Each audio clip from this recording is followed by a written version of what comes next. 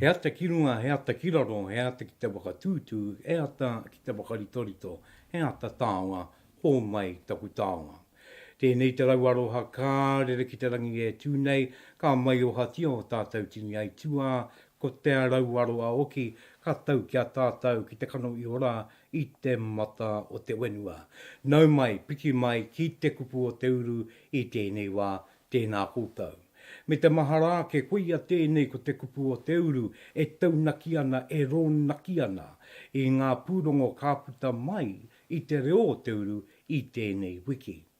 Me te ahara kuia tērā ko ngā pou o tēnei o ngā hōtaka, ko ei atu o te anō ko ngā reo irirangi Māori, te reo irirangi o te korimako o Taranaki, te reo irirangi o Awe FM, tainua atu rā ki roto rangi tāne, ko te reo irirangi o Kiora FM, ko ia tērā ko ngā pou. Ka tiake, me aro nui atu rā tātou i tēnei wā, ki tā tātou nei a Pūrongo tuatai. Tērā tēti i ta māine, no te maunga tito ea o Taranaki, eke mai ai te maunga, eke mai ai tauaro e tonu. E tinora, i roto i te rā āhuatanga e manu tiarieri aia no te korimako o Taranaki, kātai. E waine māia, e waine mārama ki ngā take o te iwi.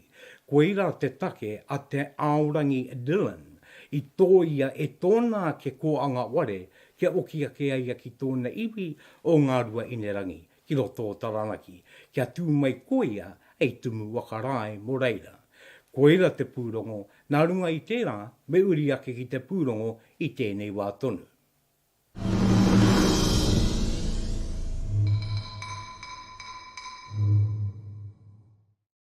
Ko te manu korimako nei i a te aorangi Dylan, reo tieri o te reo irirangi Māori o te korimako o Taranaki, ku waka utua te reo karanga o tōna ake ware kōanga, o te koro wai o ngā rua inerangi, utonu mai mo tēnei Pūrongo. Ko te ao te rangi, kau ia. Koe tērā e noho ana ki roto i te tūru wera, ki roto i te tari, me te hāpai, me te tautoko i ngā wawata, me ngā moimoia o ngā hapu, me ngā uri o ngā rua hinerangi. Ka tai anō ka rarau ngā uru o te aorangi ki tōna ke iwi ei tumu wakarai, ei āpai, ei mana ki ngā wawata kia kōkiri wakamua ngā rua inerangi, aere ake nei.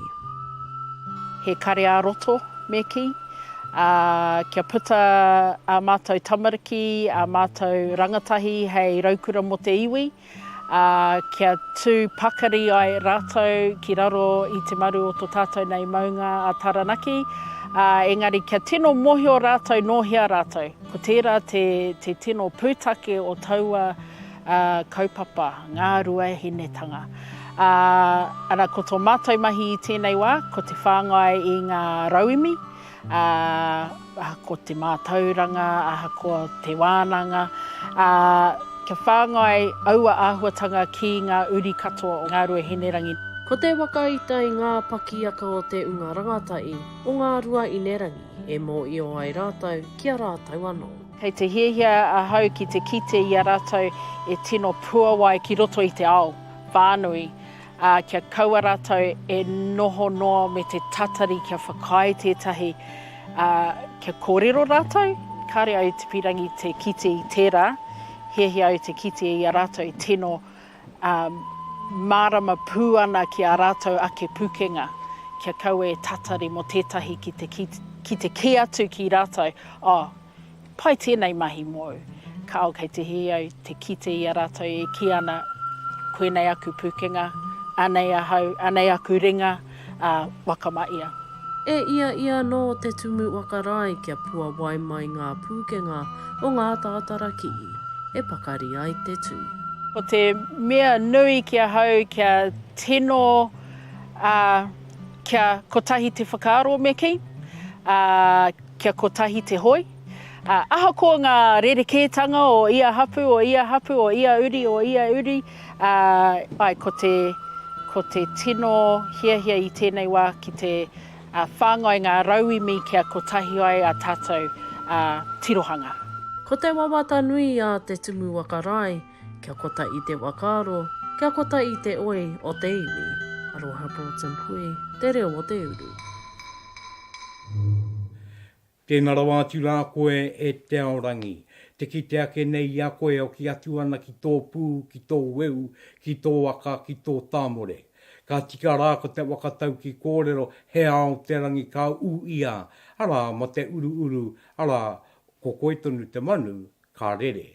Nā runga I tērā e mi I rau aro ake nā rā a kia koe te tau anaunga ane o ki ake nei e wakārunu I ake nei a mo tō iwi o ti anō mo te unga tai pāke tānoa ki te unga tai tamariki o te ranga auraro. E titiro whānui atu ana e haa ngā mai a o tēnei wā me ngā mai o te a pōpō e kōkiri wakamua ai tō iwi ara ki te ana mata. Tō rea kia tau o ki rā, ngā manaakitanga o te raukura ki runga I a koe me tō rai I tēnei wā. Te pai o ki o tērā o ngā Pūrongo e te iwi ko te kupu o te uru tēnei, Rauru Broughton e poutataki ake nei I tēnei wā. Mai te maunga o Taranaki, kia o ki anō rā tātou ki te awa, I ai tia rā te wenua, kia putai ko te awa nei, e wai, e te maunga Taranaki, e wai, e te kāui maunga tonu. Nā, ka rere a Taranaki I tōna aere, ka putaki wa o moana, ka wai o mai ko tērā o na roimata I te awa tupu o whanganui e rere nei. Kei whanganui tēnei o ngā Pūrongo te wai ake nei. E āngai pūake ana tēnei o ngā Pūrongo ki tētei waka kawe tāngata o, mo te unga tūrui, I angaia rā tēnei waka ki roto whanganui.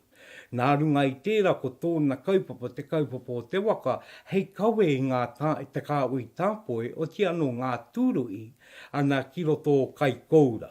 Ki reira rā tau mātakitaki aere I ngā to'o rā o kai koura. Koera te kaupapa tonu o te waka o nei, I angaia mai I whanganui. Nā runga I tērā, anei a eruera rerekura me te Pūrongo.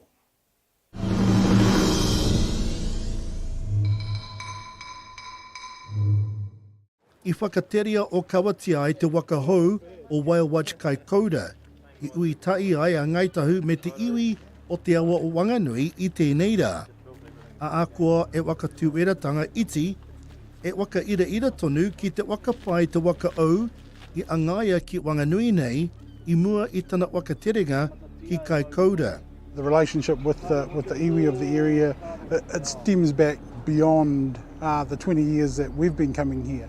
Our kaumātua talked to us about visits from Te Waipounamu and trade of Pounamu to the whānau here and further up the river. So we're just part of that continued relationship, that continued connection, and we love building on it. Ko tūtuki I te ata nei, I runga I te wakaro, ko ngā āhuatanga e mai I konei, ko anga mai te waka I konei, me waka tūtuki ki ngā tikanga o tēnei pito. Koera te wakaro, kia tūtuki pai ai, te āhuatanga ki te iriringa o te waka. Nā te mate uruta I au kati ai ngā tongi wenua, I pāngia kinotia te rāngai turui, engari te āua nei, e whakapono ana a ngaitahu ka hoki mai anō ngā turuhi. Eventually, tourism will kick off again. International borders will open and people from around the world will flock to New Zealand. We're a sought-after destination. We're relying on that as, I suppose, a substance behind our investment and planning, but really we're about planning and investing into the future. There's challenges with tourism, obviously, and the domestic market is pretty small on an international scale. And but you know, I think looking forward, we can be positive about international tourism in the near future, let's say. Ei tāta kai anga o tēnei waka, e tūmomo waka nei I tonua e Waiawatch kai koura. 1999 we launched the first vessel, Whekateri. She was 17 metre, state-of-the-art foil-assisted catamaran. And this is 23 years on. This is the new generation of the foil-assisted Technocraft catamaran. I te mutungai o te anganga o tēnei waka au nei, ei tā kau, ka whakapakari ake te ohaki o Whale Watch Kai Kauda. The waka and their success is testament to all of those who have gone before us. Our founding families, my Uncle Bill, my father, my Auntie Becky, all those who have passed away. This is testament to their investment in us and into a future. So yeah, we're especially proud of that. Ko wheketere te waka hou, e whakatere ana te mahi tāpoi ki te ana mata. Iriwere ririkura, te reo o te uru. Ko te reo, te take. Ka mi arora ki te ngākau te ki te aka i tēnei kātua āhuatanga.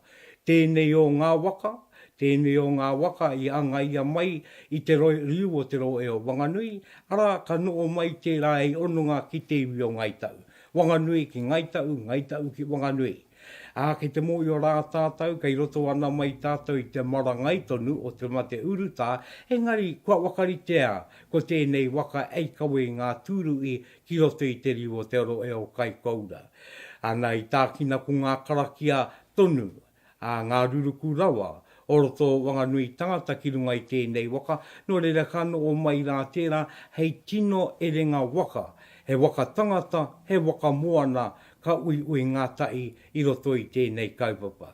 No reira ngai tau iwi, whanganui iwi, karanga mai i tēnei tino ono ngā tapu kei whanganui a koutou. Ara, me te mea nei, a kai koura e wā i mo te tūru i oki, no reira e ngai tau me ngā karangarangatanga iwi o te waipaunamu, ka nui rā te aroa kia koutou. Te pai o ki o te rao ngā Pūrongo e tātou mā. Nā runga i tērā, ka mau tonu rā tātou ana ki ngā kupu ki ngā kōrero ara o te reo o te uru me ngā Pūrongo i puta i tēnei wiki. Kia ngā tu rā te titiro ki roto o oro wenua, o tia no ka kōmuri rā te aere ki te manawa tū. Tērā ia e te iwi kua tau tērā o ngā rā nui, te rā o waitangi. Engari ara te i wakaritanga taonga toi. Kei roto i te papa i oia. Ko te ingoa o te anō wai ui tangi. Nā rā e āngai atu ana tērā ki te tiriti o waitangi tonu. Weno, anei rā te mai eme me te Pūrongo.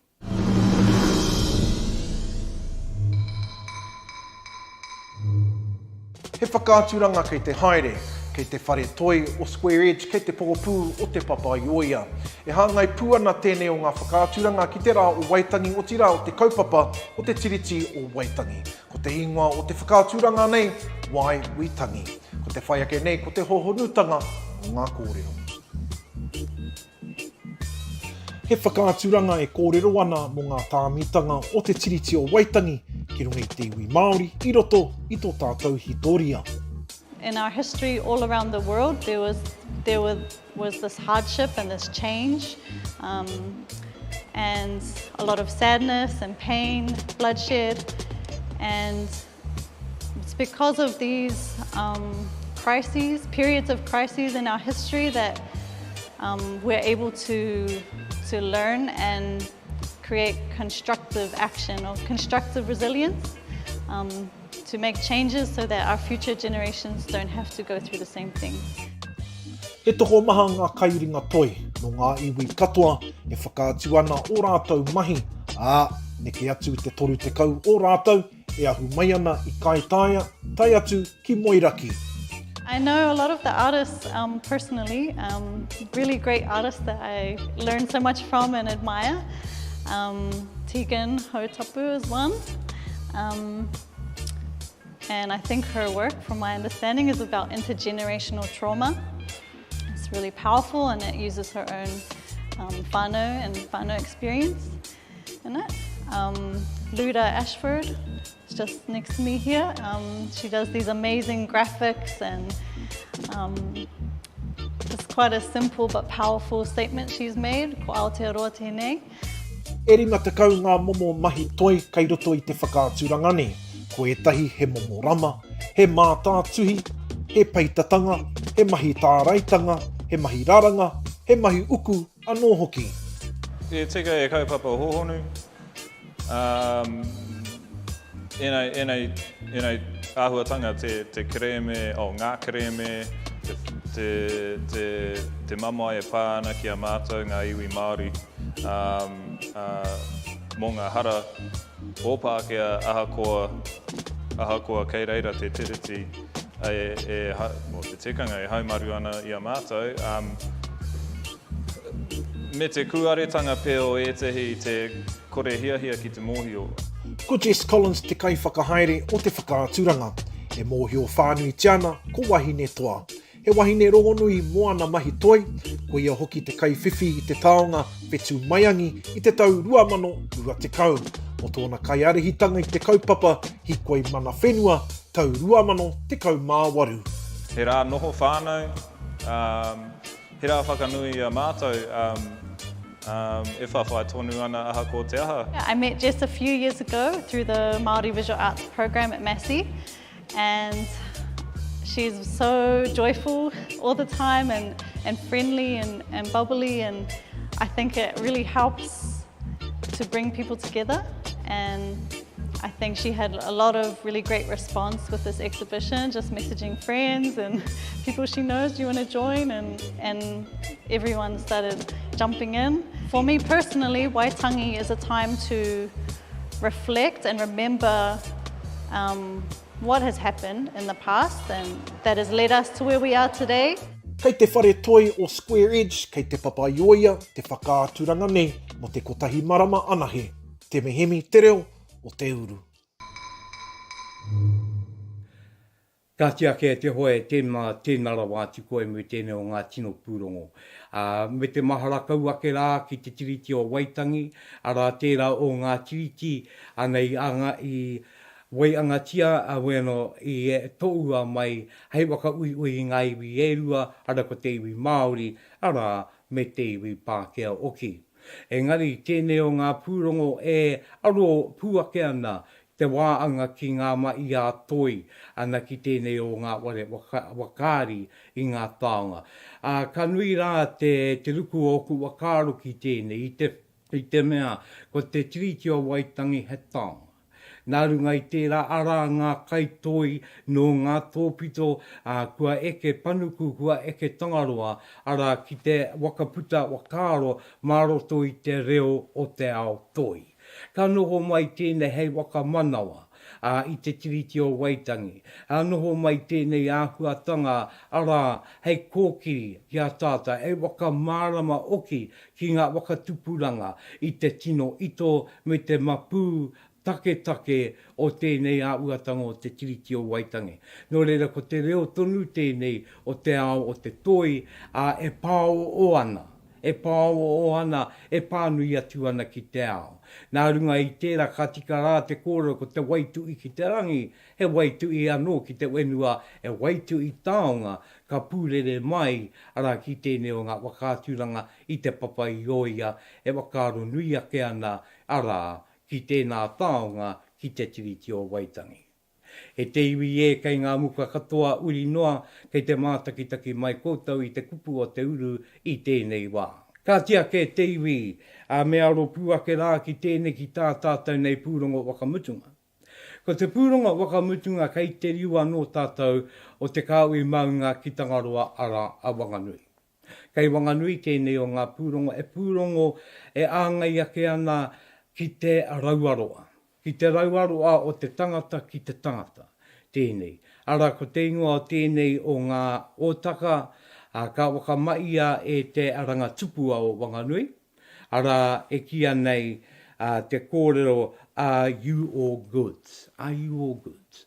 He pātai ana tērā, kei te pēhea te wairua o te tangata. Nā runga i tērā, anei e wai ake nei ko te Pūrongo. Are you all good? Yep, I'm all good. Sure. Kōrero if you need. Yep, I'm all good. No, you don't sound all good. No, I'm not all good, eh? Should we have a kōrero? E kaupapa au tēnei e whātoro ana ki te unga wakarairai. I tino rongo mātou, i tino kite mātou, i te hiahia, ki te tauwhawhi, ki te tautoko, ki te manaaki i a tātou anō, e rā mātāpono katoa te Māori. No reira ai, are you all good? He kaupapa hapa I te hapori. Ko ngā kānui e kite ana I te kaupapa no ngā kokonga maa o te āpuri Māori o whanganui, ko te nuinga e rangatai. Etahi o mātou he tamariki, etahi o mātou e taiohi, e hihi anau kia noho hei taiohi. Hoi anō, etahi he mātua, he kai ako, etahi e mahi ana ki te ware here here e rā mea katoa. Ko te mea nui kia mātou, ko te tō mai I ngā aronga, I ngā whakaaro o te hapori katoa, kaua ko tētahi toko iti. Tu atu I ngā kōrero whakakata, ko te whainga matua o tēnei kaupapa. Kaua e whakamā ki te toro atu mo te āwhina. Ko te tohu nui o te kaupapa nei, ko te toro atu, mēnā kei te hia āwhina. Ko te toro atu, mēnā he āhenga o ki te āwhina I tangata kē atu. Mātou katoa e noho nei tēnei ao mō rea rawa atu nei. Kua timata tātou ki te noho taratahi, ki te noho atu kia mātou anoa, kia mātou anoa, kua ngaro te haporitanga, te hononga I whanganui o etahi o tātou.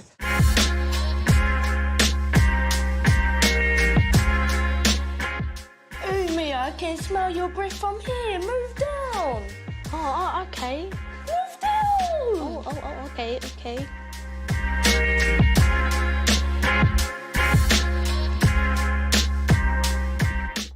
E a te take e tō mai ana te unga e mā taki ana I ngā uiti a ua nei, ei tā matariki, ko ngā tamariki, ko ngā mukupuna.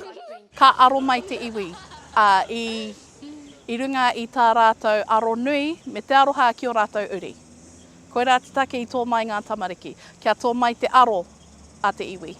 E kaupapa nā te ranga tupua, e kaupapa mana ki tāngata. Aere ki te pai tukutuku, are you all goods, e re kati kom. Iriwere rerikura, te reo o te uru. I'm all good. There, yeah, I'm all good. Yeah, I already told you, I'm all good.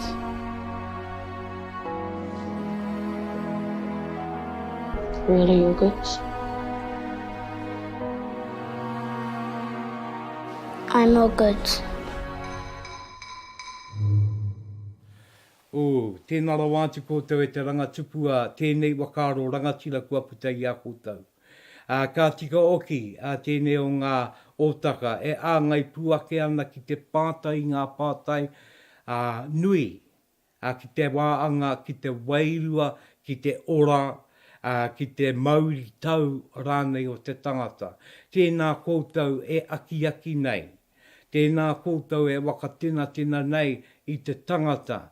Kia aro anoa ia ki aia anō, e ki anō kia puta mai aia a te kōrero pono I nā nei kei te pai rānei aia, ka ri te pai rānei. E kino pai tēnei o ngā otaka e ki te ake nei tātou I roto I tēnei Pūrongo. E Pūrongo mana ki tangata. E Pūrongo e meana e ki ana, kei konei au mō. Kei konei te wānau, ngā apu, oti anō ngā iwi, e wakarongo ake ana kia koe, kei konei te awina mō. Nō reira, are you all goods? Te ingo o tēnei otaka, ka nui taku wakami ake ki tēnei kātu kaupapa. E auro nui ake ana ki te tangata, me te marama oki, kia matua marama I te tangata, kei konei ngā pou mōna. Nā runga I tērā, puia rā te Pūrongo wakamutunga a te kupu o te uru, I puta mai ai I te reo o te uru I tēnei wiki. Nō rere ngā kaituku kōrero, e ngā kaituku I ngā kupu I ngā kōrero, mai ngā tōpito a tēnā ra wātu kōtau. Ki te kore mo kōtau, e kore oki tēnei kaupapa a te kupu o te uru, me te reo o te uru, e toi tū tonu ai. Weno, nā runga I tērā e tēwi, tēnei tonu taku rauaro, a ka tuku atu rā kia koutou, kei te uta, kei te tai, karanga mai. O tia nora, ki te māngai pā o tonu, tēnā o ki rā koutou, kei a kuranga tira o te māngai pā o. Koutou e raumanaki mai nei, I ngā awe ka tuku mai, kia rā ki rere, ki tere, pai ai te manu nei, ki te wai au, ki te ao marama. Nō reira, nā runga I tērā e tēwi e, kia no o aumaru, kia no o aumaru rā tātou, kia tau ngā manaakitanga ki runga i a tātou, koutou kei ngā tōpito katoa, ko ia tēnei ko te kupu o te uru ka iki nei, ki runga, ki raro, ki wao, ki roto, rire rire au. Pai mai.